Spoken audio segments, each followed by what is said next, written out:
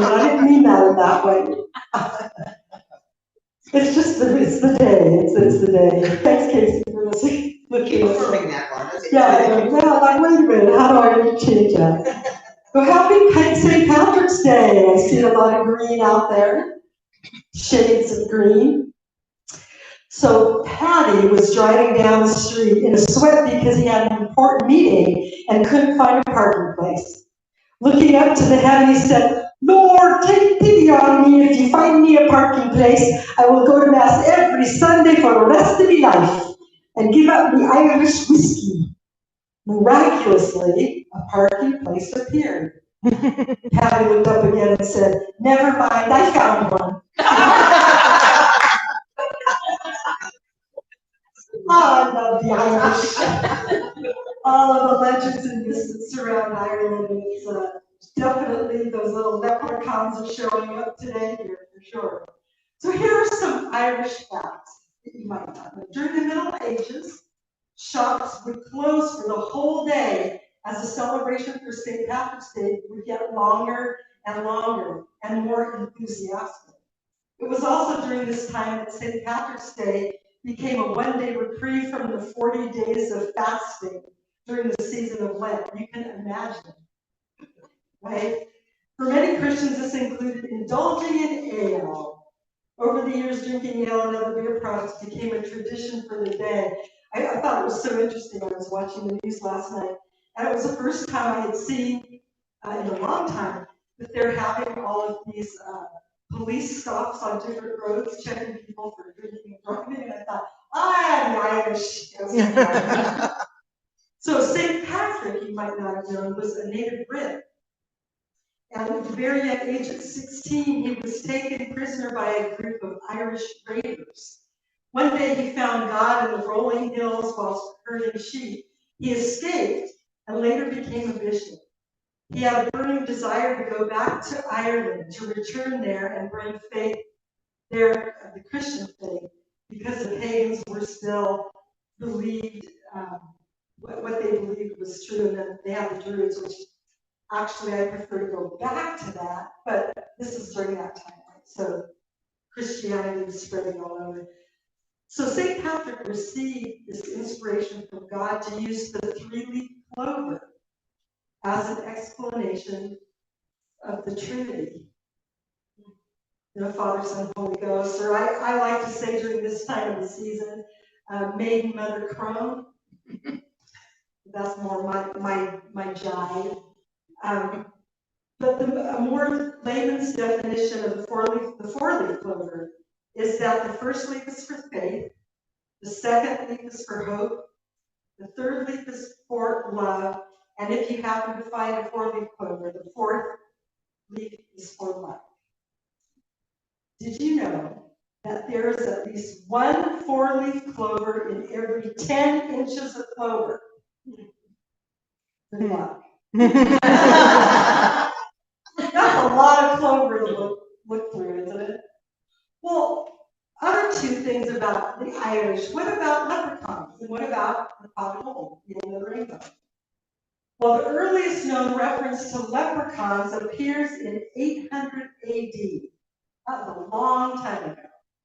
In a book known as The Adventures of Fergus. And it was the text that contained a story about Fergus MacLelly.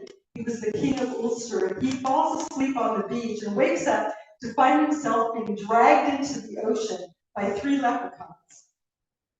So he ends up catching his abductors, who grant him 3 wishes in exchange for his release. Pretty interesting. And we have the 3 clovers, the symbolism goes on and on and on. The leprechaun is said to be a solitary creature, although it's been here today very prevalently for each one of us here, right? It's like you, Casey. You like me a lot. Their principal occupation, though, is making shoes, and they enjoy practical jokes. Whenever I think of the leprechaun, I think of what's the cereal? Lucky Charms. Charms. Lucky Charms. Like, taste it already. I love marshmallow stuff in there. According to William Butler Yeats, the great wealth of these fairies for the end of the rainbow came from old war time, which they uncovered. And it was with the rainbow, so that goes on to the rainbow. That's actually in Norse mythology. There's so much connection with the Norse people. They traveled all over that part of the world. And then you have the Celtic, all kind of combined. So the rainbow was a bridge that connected the realms of Asgard and Midgard. They were homes of the gods and then of the humans. So here we have this rainbow bridge. The Irish leprechaun's secret hiding place for the pot of gold is usually said to be at the end of the rainbow. But that rainbow is impossible to reach because the rainbow, as you look at it and you travel towards it, right, it's an optical illusion, which depends upon the location of the viewer. It keeps moving and moving and moving.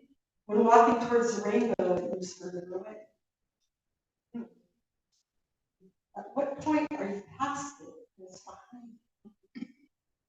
Dating back to the old legend, the pot of gold is claimed enthusiastically by the Irish. They tell you that fairies, now we're getting the fairies involved here, they put the gold there, and then the leprechauns guard it. That's their job.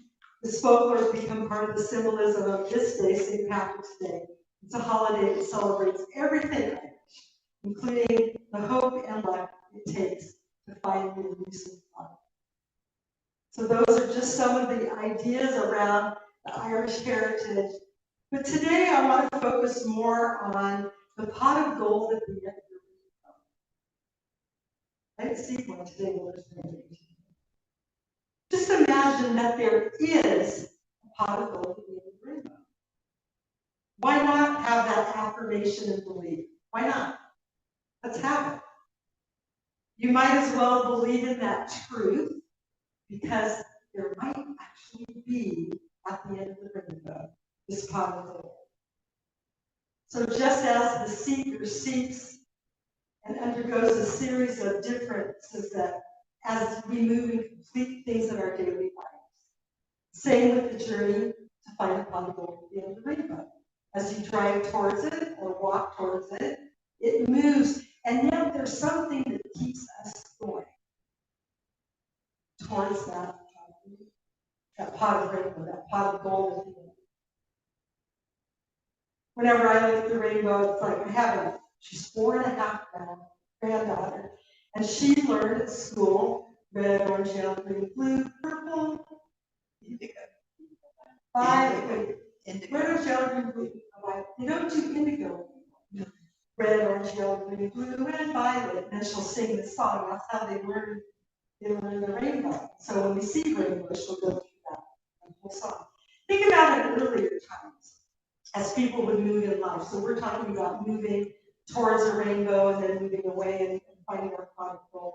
In earlier times when a person had to leave their home, this is way back, for work or whatever it was, they would walk many miles, sometimes alone, sometimes with family. And they would find themselves at a spot where they would stop off for the night. And they would stay over and look at their surroundings and go, I wonder how much that this is my pot of gold at the end of the rainbow. When you're looking for work, we're thinking back in the horse days, back when all these things came about, the traditions. It depends upon what your pot of gold is, where you attach your importance for being and value and tribute to that.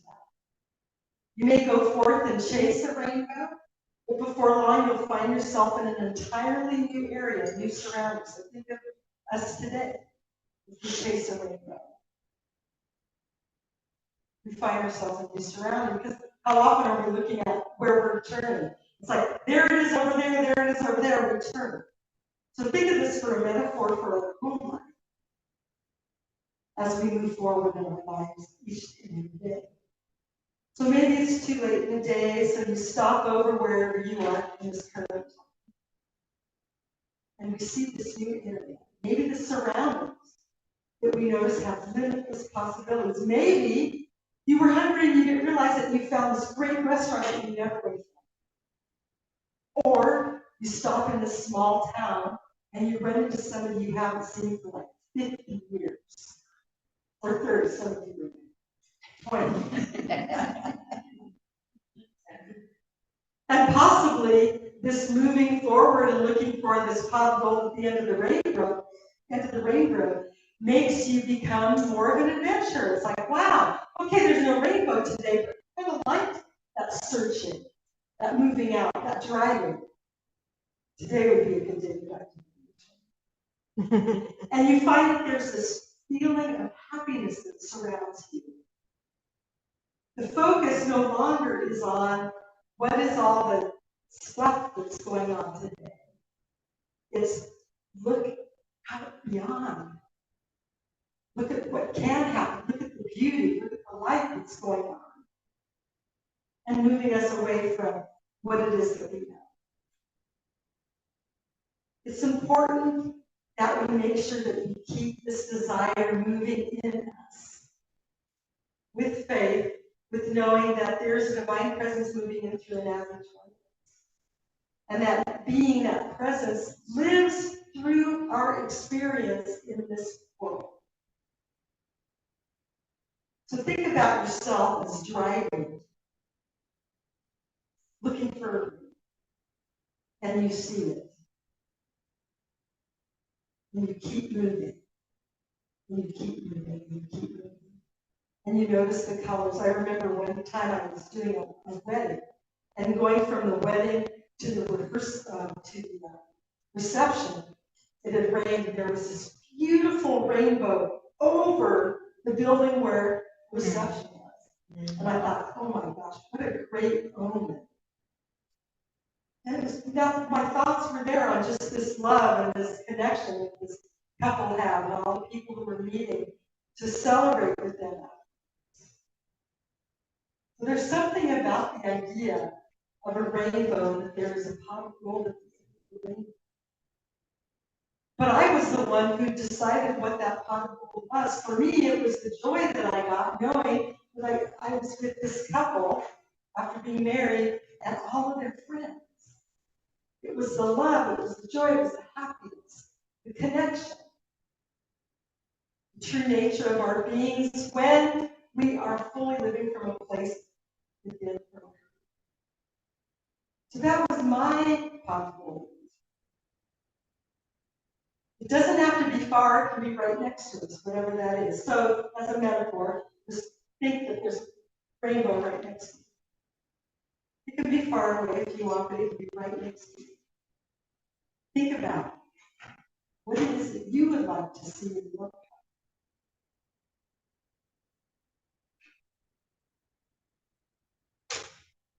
So once you have ideas about what you would like to do, it could be you want to have more opportunities to laugh. So you'll have ideas in the pot of gold. But there's not just one thing in that pot of gold. There are many, many, many things in that pot. So it's whatever you want them to be. Always remember, though, that the pot of gold never empties. Ever. You'll always be able to put your hand in and grab another piece of gold. So would you like more connection with individuals? It's there. As you move towards the pot of gold, remember the feeling that you have as you're moving towards it. How many of us see a rainbow and go, oh gosh, look at the rainbow today? Never. I've never heard anybody say that. Oh, well, yes, in order to have a rainbow, you have to have rain, but you also have to have sun. Correct? So that's the idea of what is it that you desire in your pot of gold, in the rainbow. As you move towards it, if you're in that sense of wonder of all the beautiful colors and how they create just this ineffable thing that we always get to see.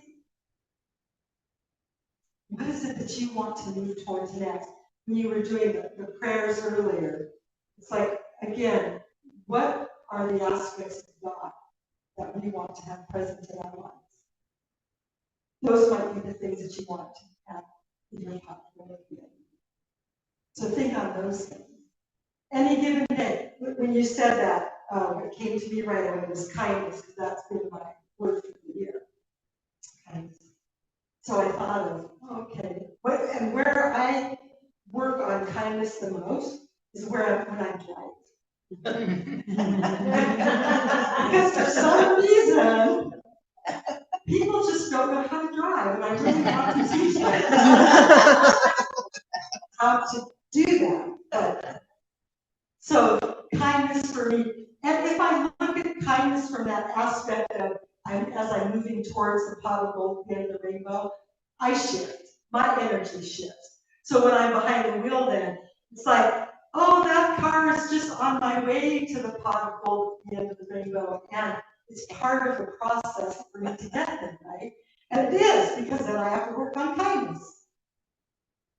And I put on music to help me. So each of us has the capability. We were born with this capability. It's a virtue. Instilled in us by nature. To nurture whatever it is that we desire upon the goal at the end of the rainbow. Also enjoying the path as we travel along the way. That's the big lesson, I think, is how are we traveling? What are we focused on? What are we looking at? How can we not be mesmerized by the colors of the rainbow? It truly is one of God's miracles. Flynn staggered home very late after another evening with his drinking buddy, Patty. Of course, it's Patty, right? Patty. He took off his shoes to avoid waking his wife, Mary. Okay, we've got it. Mary and Patty. And Flynn. He tiptoed as quietly as he could toward the stairs leading to their upstairs bedroom, but misjudged the bottom step. As he caught himself by grabbing the banister, his body swung around and he landed heavily on his rump. A whiskey bottle in each back pocket broke and made the landing especially painful. Managing not to yell, Flynn sprung up, pulled down his pants, and looked in the hall mirror to see his butt cheeks were cut and bleeding. He managed to quietly find a full box of Band-Aids and began putting a Band-Aid on as best he could on each place that he saw. He then hid the now almost empty Band-Aid box and shuffled and stumbled his way to bed. In the morning, Flynn woke up with searing pain in both his head and butt, and Mary staring at him from across the room. She said, "You were drunk again last night, I think, weren't you?" And he said, "Well, why do you say such a mean thing?" "Well," said Mary, "it could be the open front door.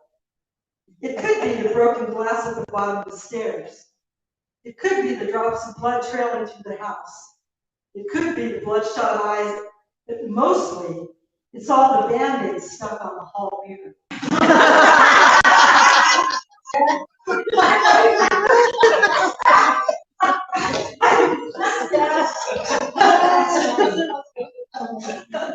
There's one.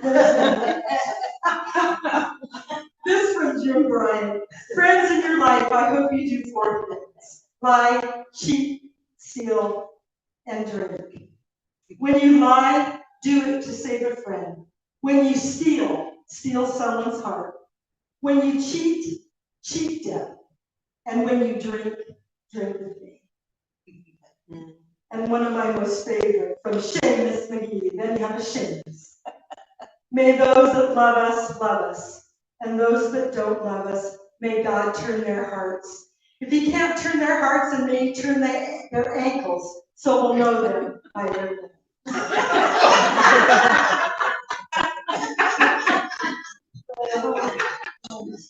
May we each continue to enjoy the search for the gold at the end of our own rainbow. And may we remember that the universe is always inspiring for our good. Happy St. Patrick's Day.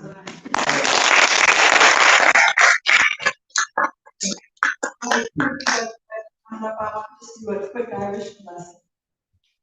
May the blessing of light be upon you, light on the outside, light on the inside.